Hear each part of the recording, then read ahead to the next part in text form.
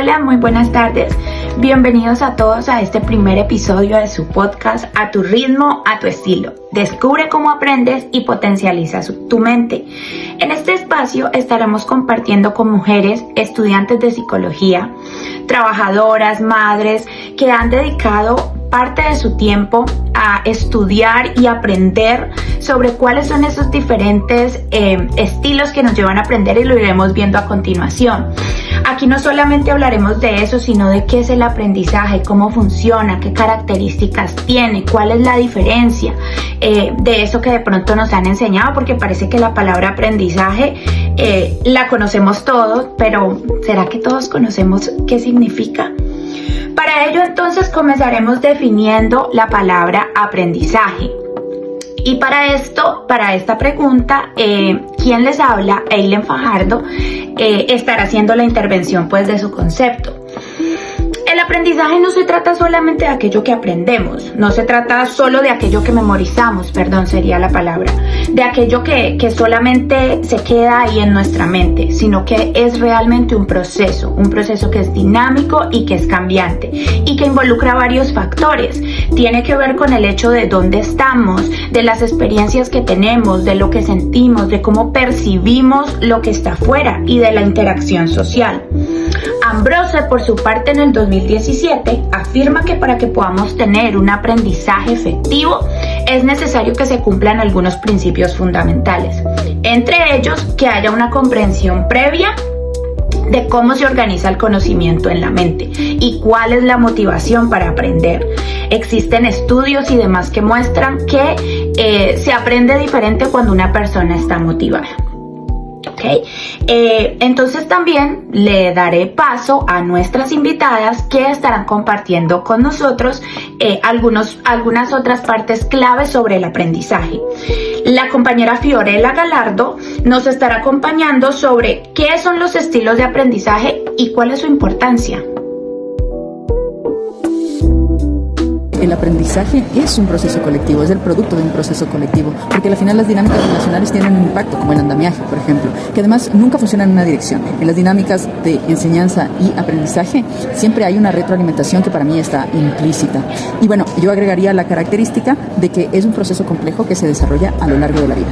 Así como existen varias concepciones de aprendizaje, también hay varias concepciones de los estilos de aprendizaje. Me gustaría un poco hablarles de eso. Desde la biología, por ejemplo, quisiera hacer una mención a Hermann, que me parece importante. Él proponía una teoría de los cuadrantes cerebrales. Su teoría se basaba básicamente en la dominancia cerebral, ¿no? Hemisferio izquierdo y hemisferio derecho. Y lo que él decía justamente es que la forma en como nosotros procesamos la información depende de esa dominancia. Entonces, de eso es lo que va a determinar realmente si nuestra forma de aprender es analítica, kinestésica, pragmática o intuitiva. Desde un enfoque histórico-cultural, como es el de Vygotsky, que es otra propuesta, tenemos un modelo que me parece mucho más innovador y que igual guarda relación realmente con el modelo de Hermann, a mi parecer. Cabrera y Fariñas, en su artículo del 2005, proponen justamente una perspectiva holística y personológica, justamente haciendo alusión precisamente a que el proceso de aprendizaje es algo que se ajusta mucho a la personalidad y que es tan particular y tan único que se ajusta a las condiciones de cada persona, ¿no? Entonces ellos proponían que la forma en que nosotros procesamos la información va a depender de varios factores, y uno es, por ejemplo, la forma en que nos preferimos percibirla, si es visual, verbal, auditivo. También tenemos la forma en que procesamos la información, si es analítico o global. También tenemos algo que me parece muy importante, que es la planificación del tiempo, si es planificado o espontáneo. Y este aspecto realmente es relevante porque en realidad nosotros, que somos estudiantes de modalidades a distancia, sabemos que realmente la distribución del tiempo es algo que varía de persona a persona y que de hecho acostumbramos todos nuestras acciones cognitivas o también afectivas que están involucradas en el aprendizaje a que se acomoden justamente a nuestros tiempos. Y el otro factor que me parece bastante notable e importante es el factor social, ¿sí? Que es el impacto de las relaciones realmente en este proceso, porque aquí, por ejemplo, se toma en cuenta justamente si es que la persona trabaja de forma colaborativa o prefiere trabajar de forma individual. Y bueno, y por último quisiera mencionar a González en su artículo de 1997, que él habla justamente de 3 enfoques del aprendizaje: profundo, superficial y estratégico.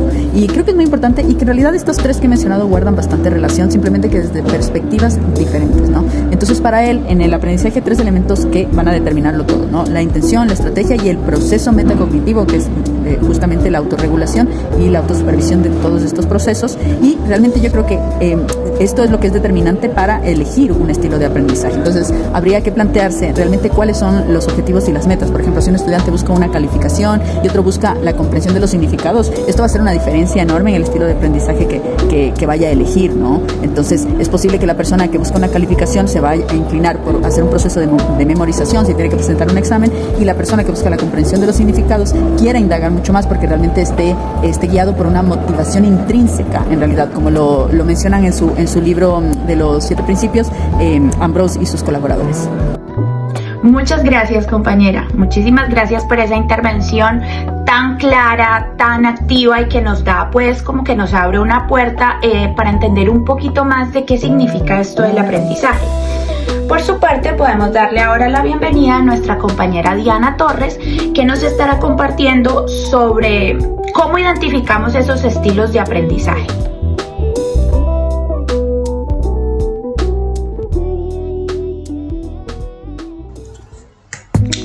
Muy bien.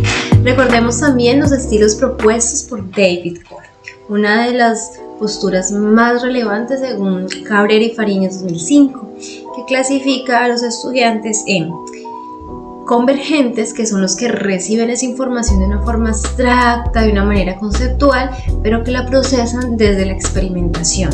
Tenemos también a esos estudiantes divergentes, que reciben la información desde experiencias reales, concretas, y la procesan de una forma muy reflexiva. Tenemos a los estudiantes asimiladores, que reciben la información de una forma abstracta, pero que la procesan también de una forma muy reflexiva. Y por último tenemos a esos estudiantes acomodadores, que reciben la información a partir de experiencias concretas, pero que la procesan activamente, es decir, son más del hacer. Ahora bien, hablemos de cómo podemos identificar el propio estilo de aprendizaje. Y es que esto es muy importante, porque esto nos va a ayudar a mejorar el rendimiento académico y el rendimiento profesional. Esto nos va a ayudar a optimizar el tiempo, que para nosotros que estamos en esta modalidad a distancia es fundamental. También nos va a ayudar a enfocar ese esfuerzo en estrategias que son realmente útiles para nosotros. Pero bueno, ¿cómo lo identificamos? Y para eso tenemos que ser muy observadores, ya que tenemos que identificar cómo preferimos recibir la información y cómo preferimos procesar esa información, teniendo en cuenta pues todos esos estilos de aprendizaje, ¿no?, que hemos aprendido hasta ahora. Ahora bien, podemos empezar formulándonos preguntas como: prefiero leer, prefiero escuchar, o hacer, o escribir, retengo mejor la información de una forma visual, de una forma auditiva, aprendo mejor desde la experimentación o haciendo juegos. También puedo ponerme a pensar, bueno, desde mi experiencia, cómo estoy preparando mis exámenes, mis trabajos, o qué tipo de clases me resultan más fáciles o más atractivas. Y ojo que con eso no pretendemos encasillar al estudiante en un estilo de aprendizaje, porque como lo menciona Cabrera Fariñas 2005, el aprendizaje es multidimensional, ¿vale? Y también esto me hace pensar en una afirmación de Selmes de 1985, donde dice que los estudiantes que tienen mayor éxito académico han usado diferentes enfoques en las tareas en función de cómo perciben el contexto. Es decir, identificar nuestro propio estilo de aprendizaje nos va a ayudar a tener un aprendizaje mucho más eficaz, mucho más óptimo y mucho más profundo. Gracias, compañera Diana. Muchas gracias por esa intervención. Otra de nuestras invitadas es la compañera Stephanie Guerrero. Ella nos estará complementando un poquito más, hablando un poquito más sobre estos estilos de aprendizaje, cómo identificar y dándonos unas bases teóricas que nos ayuden a entender que no solamente se trata de una palabra o de un concepto, sino que hay mucho más que lo involucra.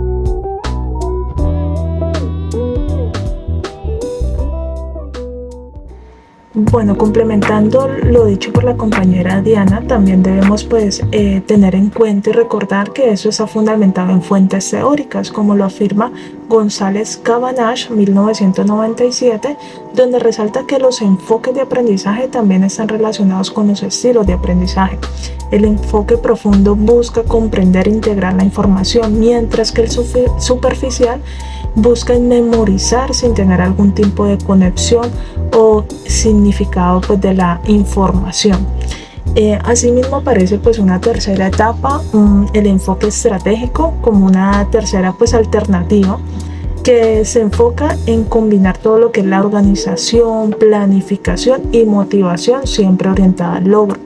Este enfoque que permite que los estudiantes adapten su método de estudio para alcanzar buenos resultados académicos, aunque en ocasiones puede priorizar más la calificación por encima de la comprensión profunda.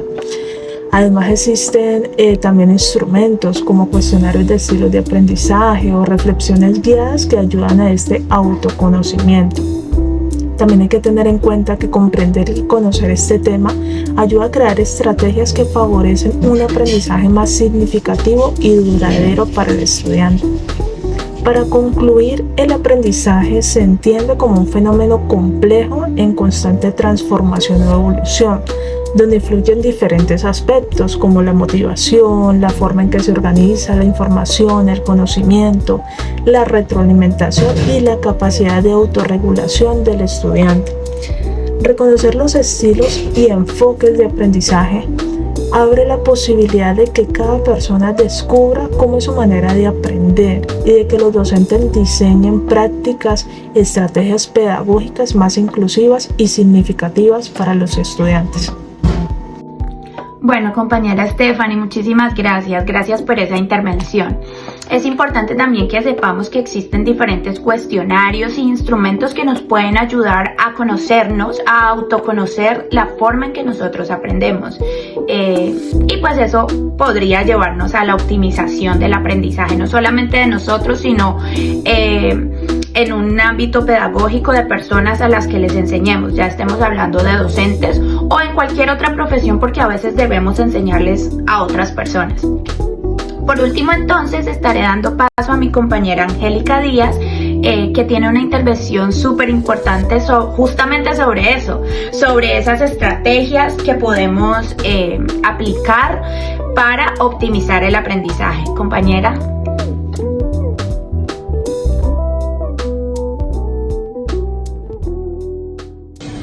Bueno, muchísimas gracias, compañera, gracias por la presentación. Y exactamente como lo acabaste de decir tú, yo les voy a explicar esas estrategias para optimizar el aprendizaje según el estilo personal.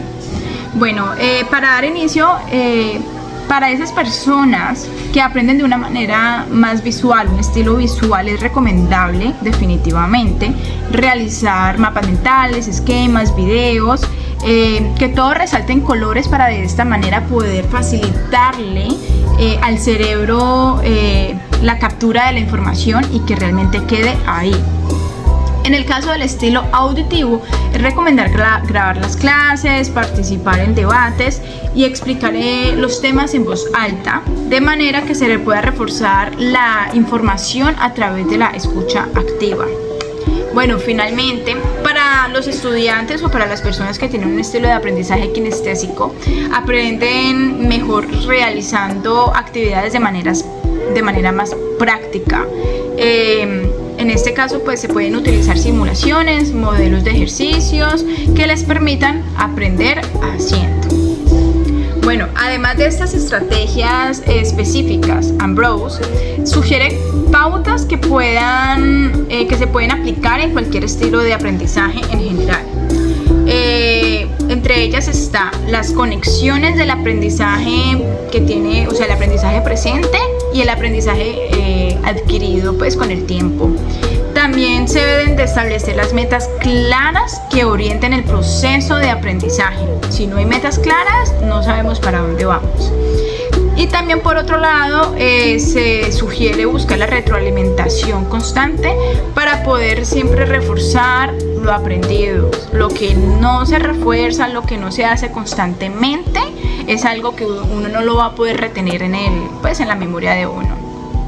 Bueno, me gustaría ya para finalizar, me gustaría agregar que comprender la manera en cómo nosotros aprendemos es un paso fundamental para convertirnos en aprendices más efectivos y conscientes. No existe un estilo de aprendizaje mejor que el otro. Lo importante siempre es conocernos para poder implementar esto como una fortaleza, implementar estrategias para que nos ayuden a potenciar nuestras capacidades. Bueno, con esto puedo decir que finalizo mi intervención. Muchas gracias por estudiar, por escuchar, qué pena. Y los invitamos a reflexionar sobre su propia manera de aprender para poder seguir creciendo tanto académicamente como personalmente. Bueno, esto fue nuestro episodio de hoy sobre las concepciones y el estilo de aprendizaje. Hasta la próxima y gracias por escuchar siempre nuestro podcast.